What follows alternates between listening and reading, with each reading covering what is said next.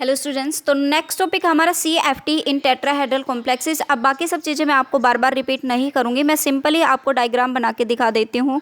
ठीक है, ये हमारा क्या है, क्यूब है। अब उसमें सबसे पहले तो हमें ये पता है कि सबसे पहला पॉइंट की ज्योमेट्री किससे मिलती है, क्यूब से मिलती है। दूसरा पॉइंट की जो मेटल की पोजीशन होती है वो कहाँ पर मिलेगी, क्यूब के सेंटर पर, सेंटर ऑफ क्यूब। ठीक है, तो मैं यहाँ पर रख दूँ, सेंटर ऑफ क्यूब में क्या रख दी मैंने, मेटल को रख दिया। ठीक है, अब लिगेंड की जो पोजीशन होगी ना, वो पहले हम क्या करेंगे, अपोजिट फेस के अपोजिट कॉर्नर्स को मिलाएंगे। ठीक है, ये वाला एक फेस है, ये वाला। ठीक है, इसके अपोजिट कॉर्नर्स को मिला दिया मैंने, ये रहा।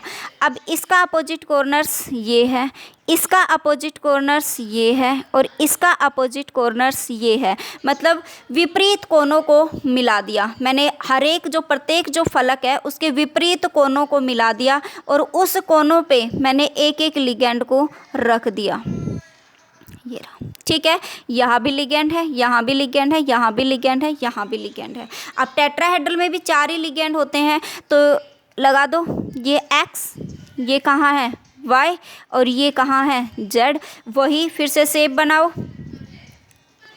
DXY DYZ, और ये कौन सा हो गया, DZX। ये कौन सा हो गया, DX² माइनस Y², और ये कौन सा हो गया, DZ²। ये Z एक्सिस है, और ये X और ये Y। ठीक है, ये DXY है, ये X, ये Y, ये Y, ये Z, तो ये कौन सा बन गया, DYZ। ये X, ये Z, तो ये कौन सा बन गया, DZX।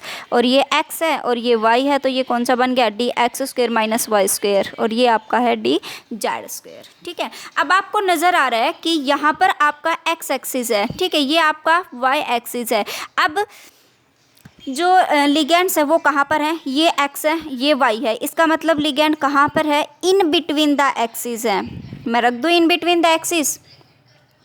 अब अगर ये इन बिटवीन द एक्सिस हैं, और ठीक है, तो आपको क्लियरली पता हो गया कि इन बिटवीन द अगर एक्सिस लिगेंड हैं, तो DX² माइनस Y² और DZ² की जो लोब्स हैं वो एक्सिस के ऊपर हैं, ऑन द एक्सिस हैं। तो यहाँ पर जो लिगेंड का जो रिपल्सन लगेगा वो बहुत ही कम लगेगा, और इनमें जो रिपल्सन लगेगा, क्योंकि ये ऑर्बिटल की लोब्स है और ये क्या है, लिगेंड है, तो इनके बीच जो रिपल्सन फोर्स लगेगा वो बहुत ही ज़्यादा लगेगा। इसका मतलब कि यहाँ पर अगर हम स्प्लिटिंग देखते हैं तो DXY DYZ और DZX जो ऑर्बिटल्स हैं, जिधर ऑर्बिटल की लोब्स हैं उधर ही लिगेंड है। तो ये बहुत ज़्यादा रिपल्सन फोर्स से, बहुत ज़्यादा प्रतिकर्षण बल से एक दूसरे को रिपेल करेंगे, और अगर ये बहुत ज़्यादा रिपल्सन फोर्स से रिपेल करेंगे, इसका मतलब इनकी एनर्जी तो ज़्यादा होगी और इनकी एनर्जी कम होगी। तो इनके अंदर जो स्प्लिटिंग है वो देखो 5D ऑर्बिटल्स थे, just opposite of octahedral complexes. बिल्कुल ऑक्टाहेड्रल कॉम्प्लेक्सेस का बिल्कुल विपरीत होगा। तो किस तरीके से होगा, जो 3 ऑर्बिटल्स हैं, DXY DYZ और DZX, इन तीनों की एनर्जी तो क्या होगी, ज़्यादा होगी, और 2 की क्या कैसी होगी, कम होगी। ठीक है, DX² माइनस Y² और DZ² की। अब इनके बीच की जो क्रिस्टल फील्ड स्प्लिटिंग एनर्जी है उसको हम डेल्टी से रिप्रेजेंट करते हैं। तो इधर नीचे क्या था, 0.4 या फिर 2/5 से रिप्रेजेंट किया था। यहाँ कितना था, 0.6, या फिर हमने 3/5 से रिप्रेजेंट किया था। ठीक है, इस गैप को और इस गैप को, क्योंकि ऑक्टाहेड्रल में ये नीचे था तो 0.4 नीचे आया था, ये ऊपर थे तो इनका जो 0.6 है वो कहाँ चला गया था, ऊपर चला गया था। ठीक है, अब उसके बाद आएगा कि इनमें CFSE कैसे कैलकुलेट करते हैं। तो अगर ये पॉइंट आपको क्लियर हो गया, ये जो स्प्लिटिंग इन कॉम्प्लेक्सेस अगर आपको क्लियर हो गया है, तो आई होप कोई दिक्कत नहीं आएगी, आप फटाफट से आप करोगे इसको। ठीक है, तो एक बार मैं बुक में भी दिखा देती हूँ आपको फटाफट से। देखो, ये रहा स्क्वायर प्लेनर कॉम्प्लेक्सेस का।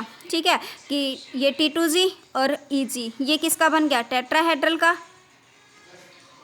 सॉरी ऑक्टाहेड्रल का, है ना, क्योंकि जो ऑक्टाहेड्रल है उसी से तो हमें क्या मिली थी, ज्योमेट्री। तो X² माइनस Y² की सबसे ज़्यादा, फिर XY की, फिर Z² की, फिर XZ और YZ की। ठीक है, अब उसके बाद अगर मैं बात करूँ तो टेट्राहेड्रल कॉम्प्लेक्सेस का, तो टेट्राहेड्रल का ये रहा कि जो 5 डी ऑर्बिटल्स है वो स्प्लिट हो गए, किसमें ई वाला नीचे है और T2 वाला ऊपर है। यहाँ पर जी क्यों नहीं लगाया, इसीलिए नहीं लगाया कि जी जो होता है वो पॉइंट ऑफ इन्वर्जन, कि जी अगर सिमेट्री, जिरेड का मतलब क्या होता है, सिमेट्री, तो जिन ऑर्बिटल्स में सिमेट्री पाई जाती है हम उनमें जी का यूज करते हैं। तो ऑक्टाहेड्रल में आपको पता है सिमेट्री पाई जाती है, और अगर सिमेट्री सममिति मिलेगी तो हम उनको कह सकते हैं जी लगाएंगे। अब इसके अंदर जी नहीं लगाया, इसको लिख दिया ई और इसको लिख दिया T2, क्योंकि टेट्राहेड्रल कॉम्प्लेक्सेस में सिमेट्री नहीं पाई जाती है, तो जिसकी वजह से यहाँ पर सिंपल लिखा है ई और T2।